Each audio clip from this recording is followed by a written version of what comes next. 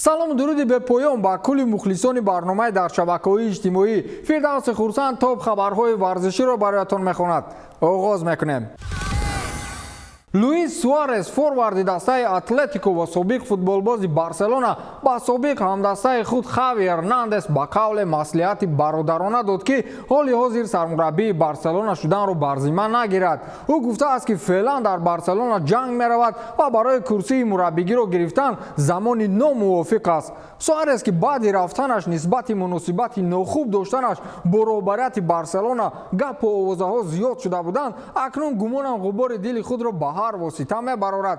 ӯ гуфтааст ки ҳоли ҳозир дар Барселона ҷанг рафта истодааст. барои ба Барселона омадани ӯ замони номувофиқ аст. ӯ зирак аст ва умедворам ҳис мекунад ки ҳоли ҳозир Барселона чӣ фазое дорад. ӯро мебояд замони мувофиқро интизор шавад. Хави дар дохили бошгоҳ дӯстони зиёд дорад ва шояд онҳо аллакай маслиҳат дода бошанд ки вазъияти дохил чӣ хел аст. вақташ ки омад, ӯ ҳатман ба сифати сармураббӣ ба Барселона бармегардад ва умедворам ки ӯ сармураббии бузурге мешавад, чӣ гунае ки ҳамчун футболбоз ба ин мартаба расидааст, гуфтааст Луис Суарес. ин дар ҳолест ки чанд вақти охир овозаи ба Барселона омадани Хави оламгир аст ва мухлисон ҳадс бар он мезананд ки Хави ягона гузина ё худ варианте аст ки Барселонаро аз буҳрони феълӣ берун мебарорад. ман ҳеҷ ба ҳамин хел иттифоқҳо бовар надорам. Андреа Пирло, Фрэнк Лемпард, Терри Анри ва чанд нафари ба ин монандро ҳамин хел бо воҳимаву ҳангома оварданд, лекин эътирозу шикоят карда аз даст ронданд.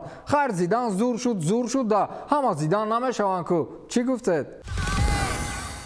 мегӯянд ки дар зиндагии инсон вақте як ба шикаст дучор шуд, дигар ҳамин хел мушкилиҳо рӯи ҳам пайдо шудан мегиранд. ҳоли ҳозир ҳамин анъана гӯё ки домони кулли атрофиёни Барселонаро гирифта бошад. худашон аз мушкилиҳо ку безор, ҳатто дар хонаҳошон рӯзи хуб надоранд.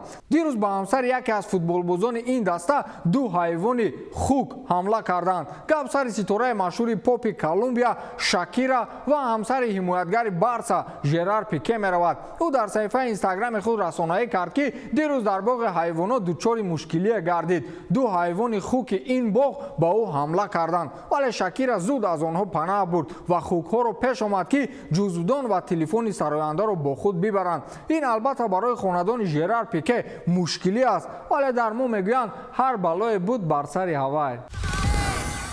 дирӯз гуфтем ки рӯзи 3 сентябр раҳбарияти бошгоҳи Барселона нисбати сармураббӣ Роналд Куман қарори ниҳоӣ ва ё хулосаи худро мебарорад.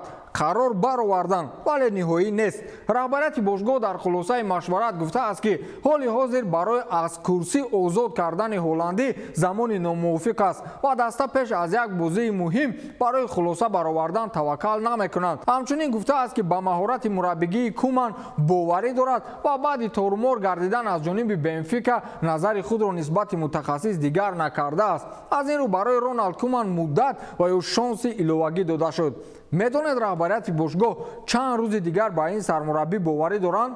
2 рӯзи дигар. онҳо то 2 октябр ба сармураббӣ муҳлат доданд ки рӯзи 2 октябр дастаи Барселона дар доираи рақобатҳои премера Испания бо дастаи Атлетико Мадрид бозии муҳими худро сипарӣ мекунад. дар сурати бохт ва ноком шудани даста аз Атлетико ваъда аст ки Роналд Куман аз курсии мураббигӣ канор меравад.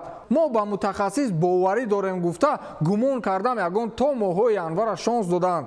2 рӯз будааст. ба ҷои Роналд Куман мебудам ҳамин рӯз мерафтам. 2 рӯз таҳқир аст охир барои одами ба обу рӯ. Криштиану Роналду наҷотдиҳандаи дастаи Манчестер Юнайтед дар бозии гурӯҳии Лигаи Чемпионҳо муқобили дастаи Вильяреал ниҳоятан ғолибияти охири МЮ-ро муқобили дастаи испанӣ шаҳр дод ва гуфт ки акнун ҳама чӣ мумкин аст.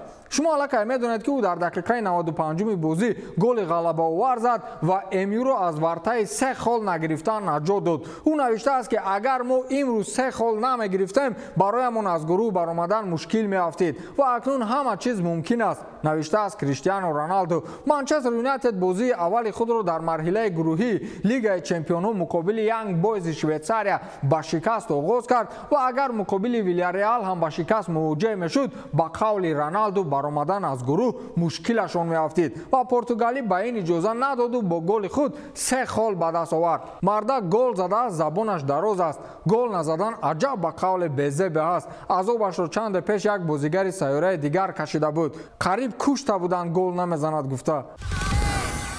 дар мо як бозӣ аст ку дар гуфтори мардумӣ чунгумбаст номаш ниҳоданд. ҳамоне ки бо 3 ишора бо ҳариф бозӣ мекунӣ ва ғолиб мебароӣ. русҳо исми ин бозиро ба 3 калима санг, коғаз ва қайчӣ ифода мекунанд. гумонам аз номаш пай бурдед ки ин бозӣ кадом аст. хулас дирӯз дар шабакаҳои иҷтимоӣ наворе пайдо шуд ки ҷанлуиҷи буфони 43-сола ки ҳоло дар дастаи Парма ба сифати дарвозабон фаъолият дорад, ҳамаи ҳамдастаҳои худро дар ин бозӣ шикаст медиҳад. инро дар шабакаи Твиттер журналисти машҳури футболӣ Фабрицио Романо расонаӣ кард. буфон як хислаташ ба ман писанд аст. рӯҳияи чемпионӣ дорад. фақат дар лигаи чемпионҳо ин рӯҳия ба қавли русҳо мегузашт. тими овозадори футболии туркӣ аз наздикии халиҷи Босфор бо номи Фенербахче иштибоҳан пул аз барои гузариши футболбози словенӣ Миха Зайц ба тими собиқи ин футболбоз нею ба салони автомобилӣ ирсол кардааст ки ин кор албатта боиси асабонияти хоса вақти харидории ин словенӣ дар бошгоҳ гардидааст.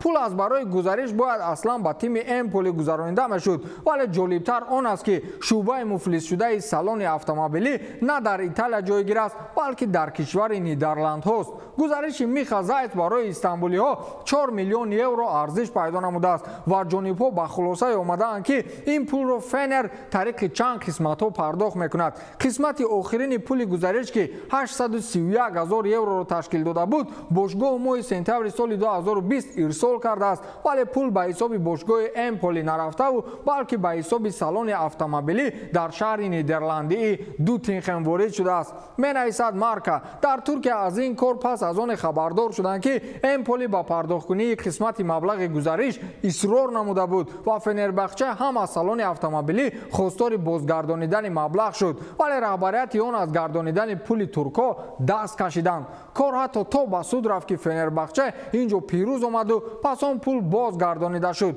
худи Миха Зайц бошад дар ин мавсим дар сафи Фенербахче 6 бозӣ намудаву 1 гол задааст. дастаи иштибоҳ карда ба дастаи дигар нею ба як салони автомобилии муфлисшуда гузаронидааст. вақти пулгузаронӣ ҳама иштибоҳ мекунанд, вале як каси иштибоҳан дар ҳамин кор тимо пул нагузаронда. ба ҳамин тамом, то дидор, хайр.